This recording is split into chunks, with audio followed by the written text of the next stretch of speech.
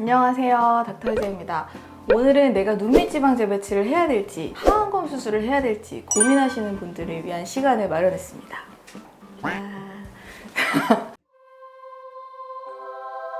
제가 퀴즈를 뜬금없이 한번 내볼게요. 눈밑지방 재배치를 할지 하안검 수술을 할지 결정하는 데 있어서 제일 중요한 건 뭘까요? 1번 지방이 얼만큼 튀어나왔느냐, 2번 나이, 3번 근육이랑 피부의 탄력, 4번 애교살이 있냐 없냐.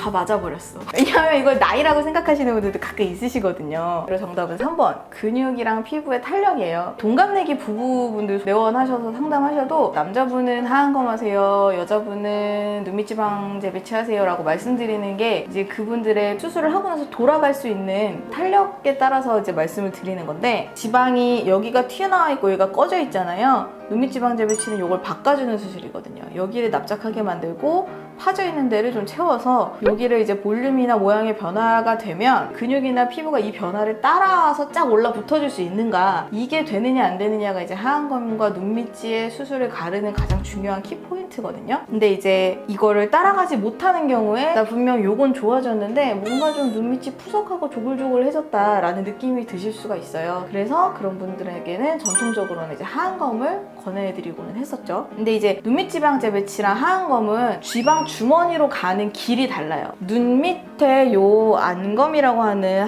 아래 눈꺼풀이 해부학적으로 보면 크게 세 가지의 판으로 구성이 돼 있어요. 앞판, 뒷판, 중간판. 근데 이제 앞판은 피부랑 근육이에요.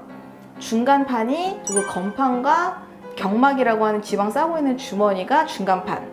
그리고 뒷판은 우리가 눈밑지방 재배치할 때 들어가는 요 결막, 빨간 결막과 그다음에 눈을 이렇게 아래로 볼 때 여기도 일하는 근막이 있어요. 여기 눈 뜨는 근육처럼. 그래서 그 근막 두 개가 뒷판이에요. 그래서 눈밑지방 재배치는 이 뒷판으로 들어가는 거라서 피부랑 근육을 안 건드리는 거고, 하안검 같은 경우는 앞판을 통해서 들어가서 피부랑 근육이 어느 정도 뭐 탄력 회복도 해줄 수 있고 남는 피부도 자를 수 있고, 이런 차이가 있는 건데, 경험이 없는 곳에서 수술을 하거나 하게 되면 보통 요즘 많이 알고 오시더라고요. 하안검의 부작용, 안검 외반이라고 해서 눈이 뒤집히는 이런 부작용들을 많이 알고 오세요. 사실 하안검의 부작용이나 하안검을 한다고 꼭 그렇게 되는 건 아닌데, 이게 가장 유명한 부작용처럼 굳어진 것 같더라고요.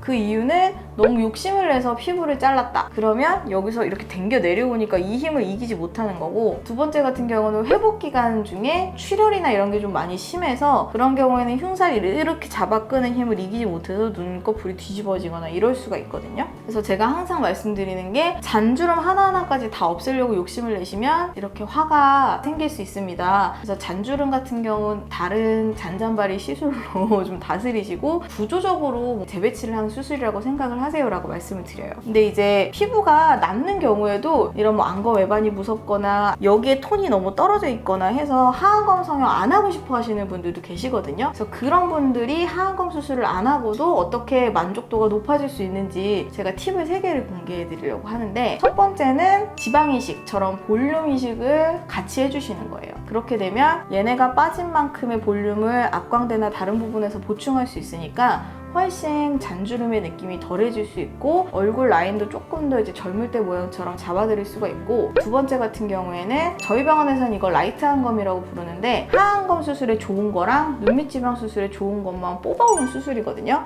그래서 눈밑지방 재배치는 진짜 결막 쪽으로 해요. 그래서 피부랑 근육을 째지 않고 절개가 까만 동자 바깥쪽으로만 이렇게 들어가서 이쪽에 애교살이 이렇게 늘어지신 분들, 그리고 바깥쪽 피부가 많이 남을 것 같은 분들은 애교살이 여기에 탄력 강화를 시키고 남는 피부를 일부 잘라줄 수가 있기 때문에, 이런 경우에는 쫙 다 열고 들어가는 수술이 아니라서 안검 외반이라든지 출혈의 부작용이 현저히 낮아지거든요. 그래서 이거는 좀 부담 없이, 내가 눈밑지방 하기엔 너무 아쉽지만 하안검은 무섭다, 실제로 눈밑지하기엔 애매한데 하안검까지 이거 내가 권해야 되나 하는 그런 애매한 단계의 눈들도 계세요. 그런 경우에 사실 하시면 회복 기간도 빠르고 굉장히 다들 반응이 좋으신 그런 수술이라서 그런 라이트 하안검 같은 수술을 해보실 수가 있고, 세 번째는 나는 정말 이렇게 늙어가련다 하시는 이제 그런 마인드를 가지신 분들은 정말 눈밑지방 재배치 하시고 써마지나 뭐 리쥬란이나 스킨보톡스처럼 그냥 잔주름 관리를 조금씩 하시면서 그냥 자연스럽게 늙어가는 걸 좋아하시는 분들도 있거든요. 그런 식으로 관리를 하시는 경우도 있고, 이런 3가지의 팁이 하안검 수술에 대한 약간 거부 거부감이 있거나 하기 싫다라고 하시는 분들이 해보실 수 있는 수술이고, 근데 사실 딱 봐서 하안검 수술을 하셔야 될 것 같은 분들은 제가 하시라고 말씀드려요. 이런저런 것들이 있지만 하안검을 하시면 제일 결과가 좋으실 것 같다. 그리고 하안검 수술이 부작용이 많고 안 하고 싶다고 생각을 하시는데, 하안검 수술을 하시면 사실 좋은 점이 또 두 개가 있거든요. 하나는 애교살을 제가 없던 분들도 살짝 만들어 드릴 수가 있어요. 여기가 빤빤하면 사실 이 지방이 있는 것보다 여기가 빤빤한 게 더 사람을 늙어 보이게 하거든요. 그래서 하안검을 하면서 필러가 아니고 진짜 내 근육을 겹쳐서 애교살을 만들어 드릴 수가 있고, 두 번째는 나이 들면서 여기가 변하는 이유는 얘가 이렇게 앞으로 튀어나오는 것도 있지만 얘가 이렇게 내려가요. 아기 때는 다 이러고 있었단 말이에요. 얘네들이 내려가기 때문에 이런 팔자나 여기 느낌은 이렇게 안면거상으로 당겨서는 해결이 잘 안 돼요. 여기를 살짝 채우면서 얘가 수직 방향으로 올라가야 되거든요. 그래서 중안면거상이라고 하는 이런 중안면의 퀄리티를 훨씬 좁게 그리고 올리면서 이제 하실 수 있는 그런 중안면거상을 하안검 수술하시면서 같이 하실 수가 있기 때문에, 노화가 많이 진행되신 분들은 제가 하안검 하시는 게 훨씬 좋아요 라고 말씀을 드리지만, 그게 아닌 약간 이 회색지대에서 고민하고 계시는 분들을 위해서 오늘은 이 클립을 만든 거거든요. 사실 하안검 수술로 전후 사진 막 팽팽해지고 누구야 다른 사람 같다라고 이제 그런 수술 사진이 많은 게 어떻게 보면 성형외과 의사로서의 뭐 프라이드일 수도 있고 제 만족일 수도 있는데, 사실 그런 팽팽한 눈빛을 원하는 사람도 있고, 저는 그냥 가지고 있던 컴플렉스 정도만 없애고 있는 그대로 늙어가고 싶어요 라고 하시는 분들도 있잖아요. 둘 다 존중받을 수 있는 병원이 돼야 된다고 저는 생각을 하거든요. 그래서 무조건 하안검으로 여기를 다 땡긴다 라는 것보다는 내가 원하는 가치관이나 내가 처한 상황에서 선택할 수 있는 많은 선택지들이 이렇게도 있다 라는 거를 말씀을 드려보고 싶어서 이 세 가지의 팁은 제가 준비를 했습니다. 구독과 좋아요 눌러주세요.